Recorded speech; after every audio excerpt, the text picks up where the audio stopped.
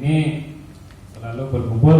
Ini yang dimaksud di sini adalah bersab, bukan berbanjar. Saat tadi disampaikan oleh Mas Rohman, waktu dimulai saat Danton masuk kota. Berarti Danton masuk kota, dia sudah mau persiapan untuk memulai kegiatan yang pertama berkumpul. Pelaksanaan yang pertama, posisi pasukan dalam keadaan istirahat bebas. Tidak sikap sempurna, pokoknya istirahat bebas, tapi dengan juga nanti tidur-tiduran kayak di pantai ya. Kan ada yang seperti itu. Nanti terlambat waktunya. Intinya istirahat bebas dan nyantai ngobrol dengan temannya, silakan. Kemudian memanggil penjuru. Siapa yang jadi penjuru? Jangan terulang lagi, nanti ada pertanyaan. Pak, ini saya belum kumpul kok kecil. Dan penjurunya yang semekot, sementara yang lainnya ada yang tertinggi. Yang jadi penjuru adalah orang yang tertinggi dalam pasukan itu. Nah, ini kalau yang sudah dijadikan penjuru yang dibuat yang pendek ini bingung lagi, mesti menyelesaikan langkah lagi. Yang tertinggi adalah orang yang tertinggi di pasukan itu. Misalkan namanya Randy, mana? Nah, kalau di kita adalah penyebutannya dengan pangkat. Kalau mungkin di sini kita sepakatin saja, mungkin siswa Randy sebagai penjuru, begitu ya?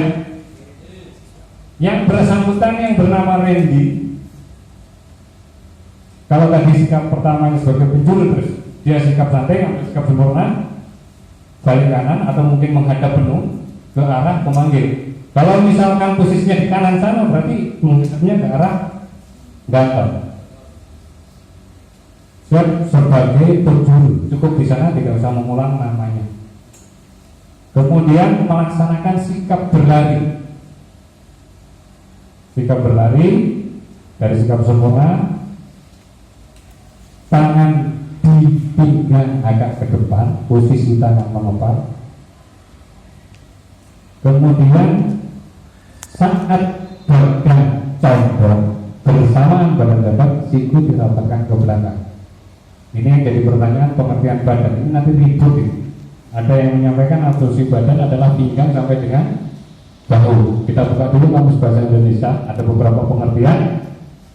Badan itu tubuh, seluruh jasad. Yang saya maksudkan di sini adalah seluruh jasad. Jadi bukan bungkuk. Kalau Anda tegak lurus, condong, begitu Anda condong ke depan, kalau ini dipaksain maka akan cincin. Tapi kalau Anda paksakan cincin itu jadi salah. Jadi condong, bersama condong.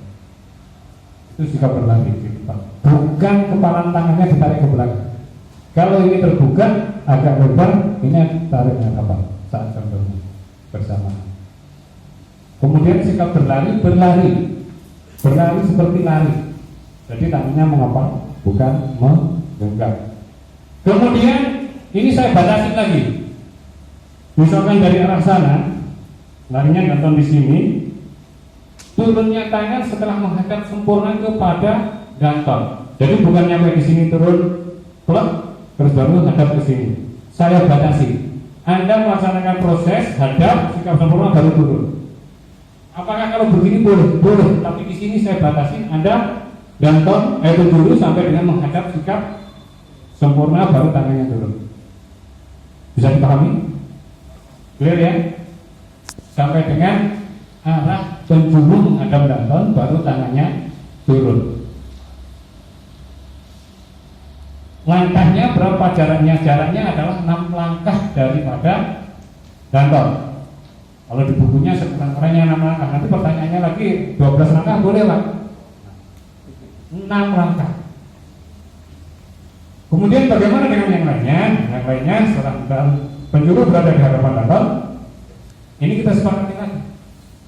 Kalau kita menggunakan biasanya peleton 1, peleton 2, peleton 3, maka kesepakatan mungkin biar gampang saja. Bagaimana ucapan? Atau yang sudah lumrah saja, pasukan bersatu kumpul, gitu saja. Oke ya, deal ya. Itu kesepakatan yang disebutkan ini. Nah kemudian sama bersikap sempurna menghadap ke arah Danton. Kemudian melaksanakan sikap lari. Sikap lari. Kalau misalkan lari, kan posisinya dengan jarak ke tempat larinya, nanti berhentinya, masing-masing orang ini tidak sama. Begitu nyampe, tangannya langsung turun. Jadi tidak usah menunggu kayak bareng. Bagi saya tidak masalah, kalau turunnya tidak sama tidak masalah. Karena jaraknya posisi berlari ke tempatnya ini tidak sama. Kalau kecuali bisa diukur 6 langkah 6 atau 10 meter ke tempat mungkin bisa sama. Ini logikanya seperti itu. Jadi kalau misalkan turunnya tidak sama, tidak apa-apa. Tapi kalau lebih bagus untuknya serempak. Karena kegiatan yang dilaksanakan secara berkelompok itu akan bahasanya itu yang di pasal 32 itu dilaksanakan secara bersama-sama. Sudah paham ya? Kemudian penjuru teriak luruskan, memalingkan ke kiri, melihat kelurusannya. Proses luruskan ini adalah proses lencang kanan. Berarti begitu apa luruskan, sak depan melaksanakan lencang kanan.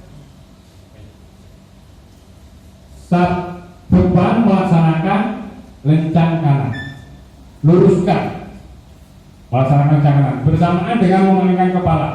Kedua, ketiga ikut memalingkan kepala. Banjar kanan yang sebagai penjuru dari masing-masing sab. Lakunya penjuru nomor 2, nomor 3 melaksanakan lencang depan. Berarti kalau melaksanakan depan, posisi tangan menggenggam 2 kepala. Ini proses. Kemudian kalau misalkan kurang, ya dia akan rapat. Kalau terlalu rapat, ya dia harus lutut. Karena ini proses lencang depan. Prosesnya ditarikan ke sana. Jadi tidak bukan berarti ini nempel diam saja. Kemudian turun, banjar kanan tangannya turun tidak menunggu apa-apa. Setelah lurus yakin turun. Kemudian yang masih dalam berproses lencang kanan, yang tadi saat luruskan, tahap kedua, tahap pertama, kedua, ketiga.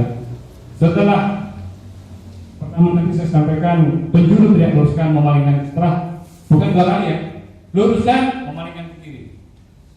Yang lainnya melaksanakan lencang kanan tadi. Nanti setelah yakin lurus, palingan muka ke depan, baru lurus. Setelah itu selesai mengambil sikap, istirahat. Bisa dipahami? Langsung, kalau ada yang ditanyakan apa?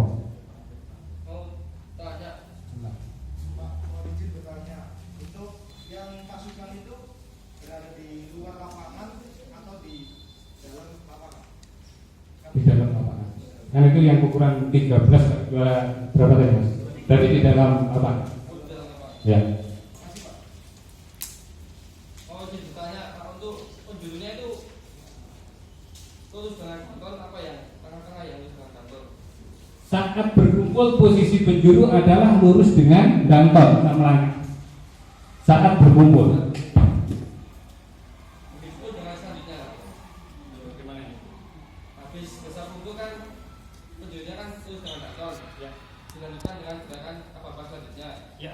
Gerakan sekali. Jadi nggak usah meluruskan dan gerak ini. Enggak, langsung aja ke situ setelah.